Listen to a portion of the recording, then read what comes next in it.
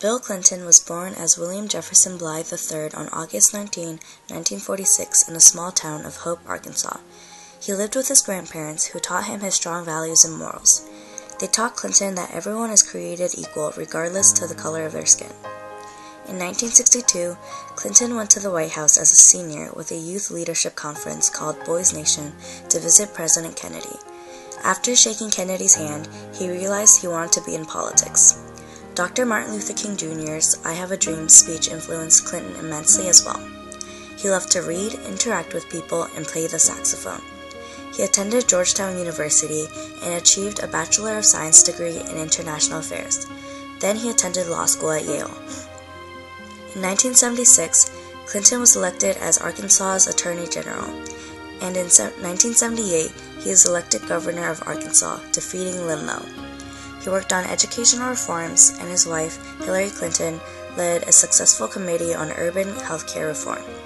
In the election of 1992, Clinton was against George Bush and H. Ross Perot.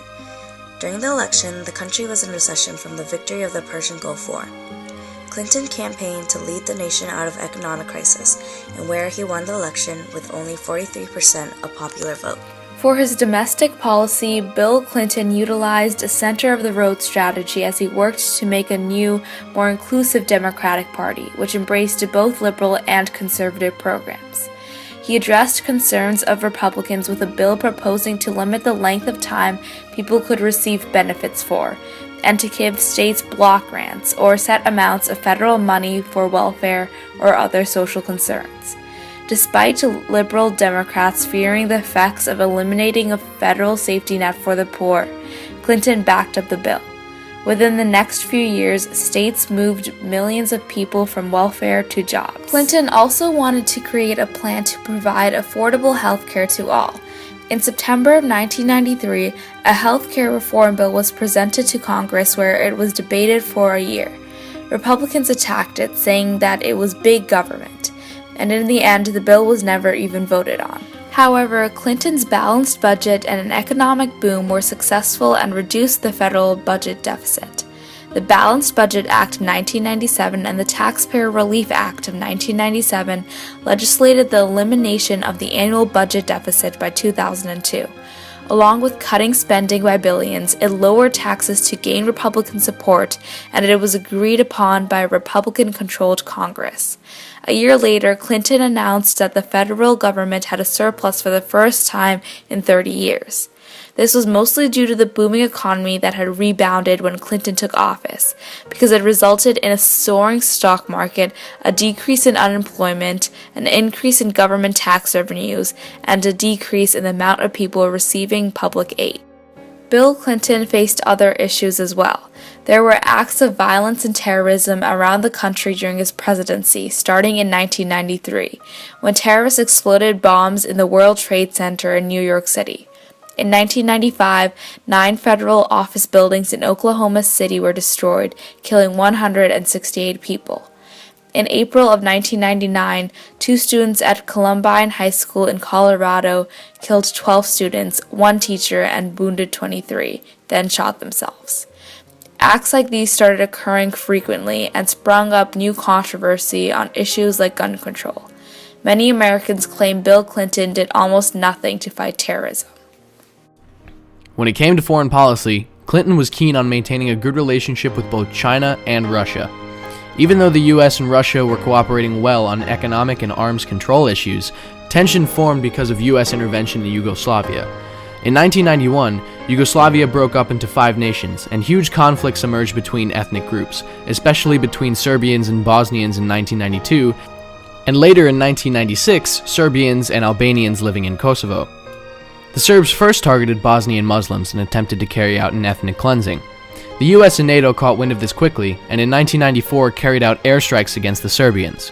The Serbians then agreed to stop in 1995, but the war began again when the Kosovo Liberation Army started murdering political leaders in Kosovo. The Serbians retaliated by killing Albanians in Kosovo. The conflict lasted until 1999.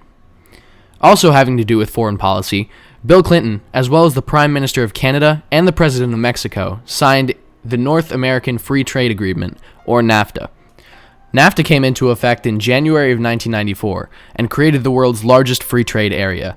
It was a time of prosperity, and trade expanded between the U.S., Canada, and Mexico. Bill Clinton led the country through a long period of peace and economic prosperity. Americans had seen the lowest modern unemployment rate, lowest inflation in 30 years, highest home ownership, dropping crime rates, and reduced welfare rolls during his administration. Although Clinton's plan for the Health Care Reform Act failed, he was able to pass many other laws that American society would benefit from. He accomplished to pass the Family and Medical Leave Act of 1993 and the Violent Crime Control Act and Law Enforcement Act.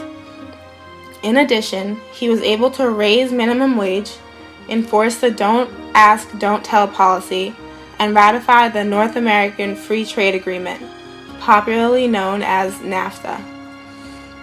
Calling it a defining moment, President Clinton with great fanfare signed legislation putting the North American Free Trade Agreement into law. Mr. Clinton praised the bipartisan spirit that helped pass the trade agreement, and he made what he called a pledge to labor groups and other Americans who opposed and feared it. The gains from this agreement will be your gains too. I ask those who oppose NAFTA to work with us to guarantee that the labor and side agreements are enforced, and I call on all of us who believed in NAFTA to join with me to urge the Congress to create the world's best worker training and retraining system. In 1997, Clinton founded the William J. Clinton Foundation, through which he created the Clinton Climate Initiative to combat climate change, the Clinton Global Initiative, which was an annual meeting of world leaders to discuss global issues, and the Clinton Foundation Haiti Fund, dedicated to rebuilding Haiti after the 2010 earthquake. In 1998, Clinton's life was dominated by the Monica Lewinsky scandal. Clinton denied, then later admitted, that he had an improper relationship with Monica Lewinsky, a White House intern. The Starr report revealed details from Kenneth Starr's investigation on the scandal. In 1998, the Republican-dominated House of Representatives impeached Clinton for perjury and obstruction of justice in relation to the Lewinsky affair. If found guilty, Clinton may have been removed from office and faced civil and criminal charges, but he was found not guilty, and the Senate acquitted him on all charges in 1999. Clinton was also accused of improperly using money from a land deal with Whitewater Development Company to fund his re-election campaign.